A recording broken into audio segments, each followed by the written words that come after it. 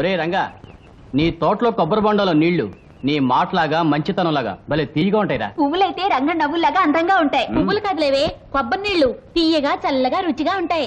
చాలు చాలు ఆపండి. మీకు అప్పనంగా వస్తే ఆవు పేడైనా కమ్మగా ఉంటుంది. ఇదిగో తయారు. లక్ష్మి ఇంట్లో పూజకు పూలు అవసరం అని చెప్పింది, వెళ్ళేటప్పుడు ఇచ్చేసి. రాజా రంగా రంగా అబద్ధాలు సత్యవతి వస్తుంది. ఓసి నీ కులుకు కాకినాడ సంతకళ్ళ ఏంటే నీలో నువ్వే కులుకుంటున్నావు? ఏంటి సంగతే?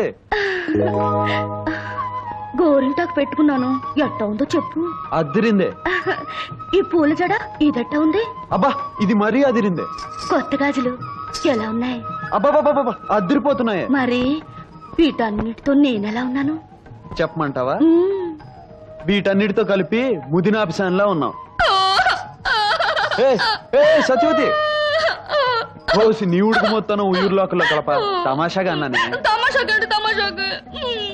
చూడు, నాకు తప్ప నిన్న అలాంటి మాటలనే అధికారం హక్కు ఎవరికున్నాయి? నా బంగారు తల్లివి కదా. నవ్వు నవ్వు నవ్వు. చూడు పిప్పిరిపి, రంగన్ నీకు మహా గొప్ప బిరుదు ఇచ్చాడు, ముదినాపసాని అని. నీకు కూడా నేనంటే వేళకోళంగా ఉంది. రాయుడుగా రాపోతూ కుమ్ముకుంటూ వస్తుంది.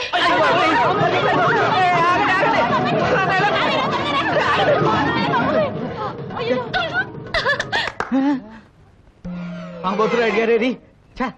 రాయుడు గారు రాబోతేది భలే బాగా అయిందిలే. ఒక్క అబద్ధంతో అందరి తిక్క కుదిరింది. అబద్ధమా? లంబోదర కుమికర అంబా అంబా బా